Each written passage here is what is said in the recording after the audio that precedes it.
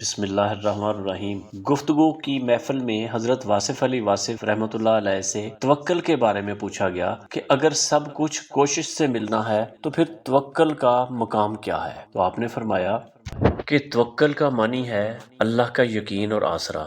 اگر توکل ہے، بھروسہ ہے اور آپ بھروسہ کر رہے ہیں تو موت تک یہ بھروسہ کرتا ہے۔ ایک آدمی دوسرے آدمی کے پاس مہمان گیا، دونوں درویش تھے۔ پہلے آدمی نے اپنے میزبان کے پاس پہنچ کر سلام کیا، مہمان نے آنے والے میزبان کے پیچھے نماز مغرب ادا کی، بعد میں سلام کیا، ملے، پوچھا کہاں سے آئے ہو؟ اس نے کہا فلاں بستی سے آیا ہوں اور آپ کی شہرت سنی تھی اس لیے ملنے آ گیا۔ میزبان نے پوچھا بتاؤ کہ تمہارا ذریعہ معاش کیا ہے؟ تو مہمان درویش نے کہا کہ میں تمہیں اپنا ذریعہ معاش بتاتا ہوں، لیکن پہلے میں وہ نماز دوبارہ پڑھ لوں جو تمہارے پیچھے پڑھی ہے، کیونکہ وہ ضائع ہو گئی۔ اس نے نماز پڑھی تو میزبان نے پوچھا اب بتا کیا بات ہے، کیوں ناراض ہو گئے؟ مہمان درویش نے کہا کہ تو اللہ والا ہو ہی نہیں سکتا جو ذریعے کے ساتھ معاش کو وابستہ کرتا ہے، کیونکہ معاش اللہ کے حکم کے ساتھ ہے۔ مارکیٹ میں سارے دکاندار کام کرتے ہیں تو ہونا تو یہ چاہیے کہ سب کا کاروبار ایک جیسا ہو، مگر باہر سائیڈ والے کسی ریڑھی والے کا کام زیادہ چلتا ہے اور کسی دوسرے کا کام کم چلتا ہے۔ کائنات کے ذرے ذرے کو رزق مل رہا ہے اور اللہ تعالیٰ فرماتے ہیں کہ میں سب کو رزق دیتا ہوں، اور آپ دیکھتے ہیں کہ رزق مل رہا ہے، دریا کے اندر بھی مل رہا ہے، سمندر کے اندر بھی مل رہا ہے، پہاڑوں کے اندر بھی رزق مل رہا ہے، بلکہ پتھروں کے اندر چھپا ہوا جو چھوٹا سا کیڑا ہوتا ہے اس کو بھی رزق مل رہا ہوتا ہے۔ رزق جو ہے وہ خیال کا بھی مل رہا ہے، نور کا بھی، روشنی کا بھی رزق مل رہا ہے، احساس کا بھی رزق مل رہا ہے اور وجود کا رزق بھی مل رہا ہے، اصل مال بھی مل رہا ہے۔ اس لیے جب آپ توکل کرنے پر آ جائیں تو پھر آپ اتنا اعتبار کرو کہ دینے والا دے گا، اور کب تک دے گا؟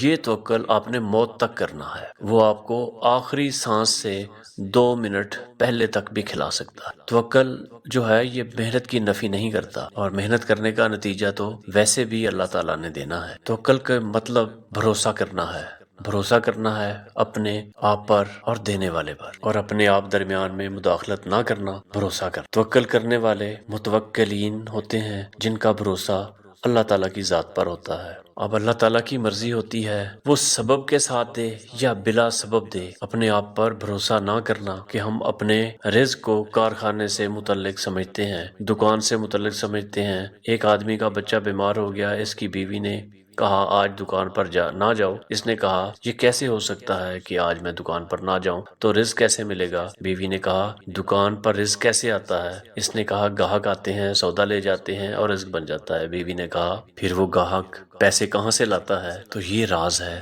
رزق کا، جو کہ تیرے پاس رزق لایا وہ کہاں سے لایا؟ تم سمجھتے ہو کہ تمہاری دکان کے بغیر کاروبار نہیں چلے گا، حقیقت یہ ہے کہ تیری دکان کے علاوہ بھی کاروبار چلتا ہے، کیونکہ تیری دکان میں رزق لانے والا کہیں اور سے رزق لاتا ہے۔ لہٰذا یہ کائنات چل رہی ہے اور بھروسہ صرف اللہ تعالیٰ کی ذات پر ہونا چاہیے، اور غیر اللہ کا بھروسہ، غیر اللہ کا خیال وہم ہے، اور وہم وہم ہی ہوتا ہے، اس کے علاوہ کسی اور ذات پر بھروسہ کرنا۔ اس طرح تو دکان بھی غیر اللہ ہے، نوکری بھی غیر اللہ ہے، اگر نوکری نہیں کرو گے تب بھی تمہارا کام ہو جائے گا، رزق ملے گا۔ اگر یقین میں کمی ہو تو توکل ہلاکت ہے۔ ایک مرتبہ حضور نبی کریم صلی اللہ علیہ وآلہ وسلم نے حکم دیا کہ توکل تو ہے لیکن اونٹ کو باندھ کے آؤ۔ وہ اصل میں بات یہ تھی کہ ایک شخص حضور نبی کریم صلی اللہ علیہ وآلہ وسلم کی بات سن رہا تھا اور اس کے اونٹ باہر تھے اور وہ بار بار ڈسٹرب ہو رہا تھا۔ اگر بات حضور نبی کریم صلی اللہ علیہ وآلہ وسلم کی ہو اور ڈسٹرب کرے کسی اور کا خیال ہو تو سارا کام ہی غلط ہو جاتا ہے۔ تو اسی لیے اس شخص کو کہا گیا کہ پہلے اونٹ باندھ کے آؤ۔ یہ آپ کا رحم تھا کہ اس کو اس طرح سمجھایا، ورنہ نہ تو اللہ تعالیٰ کے حبیب صلی اللہ علیہ وآلہ وسلم کی محفل میں اونٹ کا خیال اور ذکر کیا تو جن کی توجہ اور طرف ہوتی ہے ان کو یہ راز بتایا جاتا ہے۔ اسی لیے کتابوں والوں نے بعد میں لکھا کہ جب آپ کچھ فرما رہے ہوتے تھے تو صحابہ کرام اس طرح سنتے تھے جیسے ان کے سروں پر پرندے بیٹھے ہوں اور وہ ہلتے بھی نہیں تھے۔ پھر سب غور سے سنتے تھے، کوئی بولتا بھی نہیں تھا، اور وہ یہ بھی نہیں سوچتے تھے کہ ان کے اونٹ کھڑے ہیں، زندہ ہیں یا مر گئے۔ کسی کی مجال نہیں ہوتی تھی کہ وہ آگے سے ہلے۔ تو یہ ہے توجہ کی بات۔ یہ تو وہ زمانہ تھا جس کی ہم بات کر رہے ہیں، اور آج بھی لوگ حضور نبی کریم صلی اللہ علیہ وآلہ وسلم کی بات ویسے ہی ادب سے سنیں گے۔ یہ نہیں ہو سکتا کہ محفل میلاد ہو رہی ہو اور کوئی شخص کہے کہ میں گھر کی چابیاں گھر بھول آیا ہوں، میلاد شریف کی محفل میں چابی کا ذکر کہاں سے آ گیا؟ اللہ تعالیٰ کے ساتھ آپ ماننے والوں کا جو رشتہ ہے، اس کا ایک طریقہ ہے جو اللہ تعالیٰ نے بتایا کہ عبادت کرو، اور یہ سب کے لیے یکساں ہے۔ اس کے بعد ہر آدمی کا اللہ تعالیٰ کے ساتھ ایک الگ رشتہ ہے۔ جب ہر آدمی تنہا ہوتا ہے تو ہر آدمی اللہ تعالیٰ سے کوئی نہ کوئی بات کر رہا ہوتا ہے، اسے پکار رہا ہوتا ہے۔ تو آپ اس بات کو اور اس پکار کو قائم رکھنا، لوگوں کی باتوں میں نہ آنا، لیکن اپنے پکارنے کے انداز کو قائم رکھنا۔ یہ غور ضرور کرنا کہ آپ اللہ تعالیٰ کو کس طرح یاد کر رہے ہیں۔ جب آپ اللہ تعالیٰ کو یاد رکھو تو یہ شکر ادا کرنا کہ اس نے آپ کو یاد رکھنے دیا۔ کہتے ہیں کہ جب آپ اللہ سے کوئی چیز مانگتے ہیں تو وہ خوش ہوتا ہے، تب اللہ تعالیٰ فرماتے ہیں کہ یہ تو تمہاری مانگی ہوئی چیز ملی، یہ انعام ہے کہ تم نے مجھ سے مانگا ہے، غیر سے نہیں مانگا۔ تو آپ اس کو یاد رکھیں اور اسی سے کام رکھیں، پھر اللہ سے یہ تعلق بن جائے گا کہ آپ سوچیں گے تو وہ آپ کی ضرورت پوری فرما دے گا، اور یا پھر آپ اپنی ضروریات کو ہی چھوڑ دو گے، یعنی کہ آپ کی رائے اور اللہ تعالیٰ کی رائے ہو جائے گی۔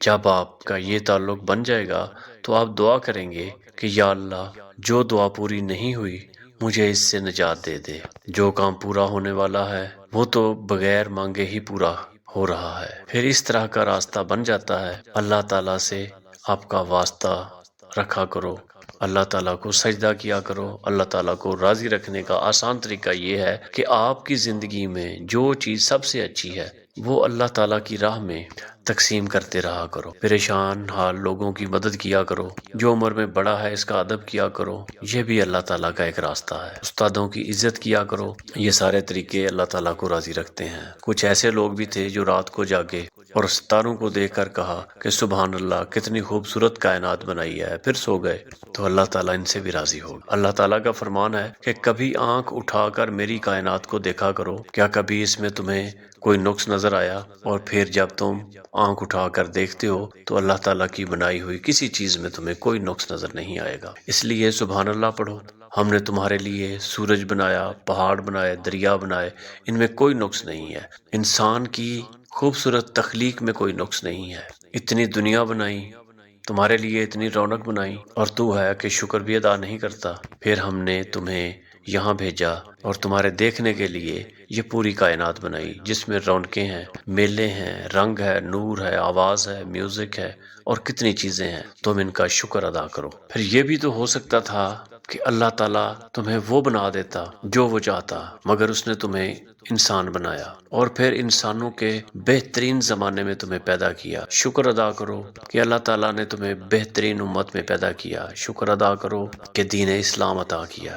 پھر شکر ادا کرو کہ اتنا شعور دیا اور سجدہ کرنے کا ذوق عطا کیا۔ شکر کرو، ان سب چیزوں کا شکر کرو، مگر تم کہتے ہو کہ حالات خراب ہیں، اور اگر شکر نہ کیا تو حالات خراب ہی رہیں گے۔ اور اگر آپ نے یہ کہا کہ حالات خراب ہیں تو پھر حالات خراب ہو جائیں گے، اور اگر آئندہ یہ کہو گے کہ حالات اچھے ہیں تو پھر حالات ضرور ٹھیک ہو جائیں گے۔ اور جو اپنے حالات کو ٹھیک کرنا چاہتے ہیں وہ یہی بات کریں کہ حالات اچھے ہیں۔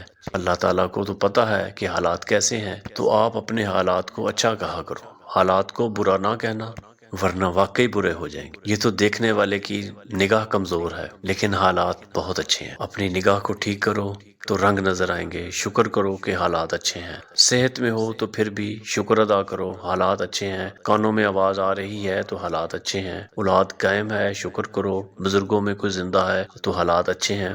رات کو چھت کے نیچے سوتے ہو تو بھی حالات اچھے ہیں۔ اگر اچھے انسان ہو تو حالات اچھے ہیں۔ اتنی ساری نعمتوں کے باوجود ہمیں یہی کہنا چاہیے کہ حالات بہت اچھے ہیں۔ اس کے علاوہ حالات اور کیا ہوتے ہیں؟ اگر جنت میں جانے والے ہو تو حالات اچھے ہیں، یعنی اگر اللہ تعالیٰ کا شکر ادا کرو گے تو ہی حالات بھی اچھے ہوں گے اور جنت میں جانے کا راستہ بھی ہموار ہوگا۔